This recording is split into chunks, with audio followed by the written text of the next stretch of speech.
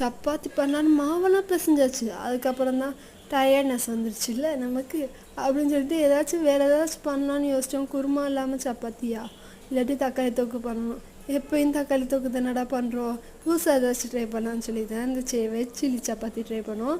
அதுக்கு ஃபஸ்ட்டு நம்ம ஸ்பைசஸ்ஸு, அதுக்கப்புறமேட்டு கருவேப்பிலை, வெள்ளைப்பொடி, இஞ்சி, வெங்காயம் எல்லாம் போட்டு நல்லா வதக்கிட்டு, தக்காளி போட்டு வதக்கிட்டு, நம்ம மசாலா பொடி எல்லாத்தையும் போட்டு நல்லா வதக்கணும். வதக்கி முடிச்சதுக்கப்புறமேட்டு நான் 1 ஸ்பூன் டொமேட்டோ சாஸ் மட்டும் சேர்த்துக்கிட்டேன். அதுக்கப்புறமேட்டு கடைசியாக தான் நம்ம கட் பண்ணி வச்சுருக்க வெஜிடபிள்ஸ் சேர்க்கணும். நான் என்கிட்ட அன்றைக்கி முட்டைகோஸும் கேரட்டும் இருந்துச்சு, அது மட்டும் சேர்த்துக்கிட்டேன். ஏன்னா நம்ம இதை ஃபஸ்ட்டே சேர்த்துட்டோம்னா ரொம்ப வதங்கிடும், அது ஒரு மாதிரி நமத்து போன மாதிரி இருக்கும். நம்ம லாஸ்ட்டாக சேர்த்தா அது கொஞ்சம் க்ரன்ச்சியாக இருக்கும். அதெல்லாம் போட்டு நல்லா வதக்கினதுக்கு அப்புறமேட்டு அந்த நம்ம கட் பண்ணி வச்சுருக்க சப்பாத்தி போட்டு பெப்பர் தூவி இறக்கணும்னா சூப்பராக இருக்கும். இது கூட எக் வேணுனாலும் நம்ம ஆட் பண்ணி ட்ரை பண்ணலாம், வேணால் நீங்கள் ட்ரை பண்ணி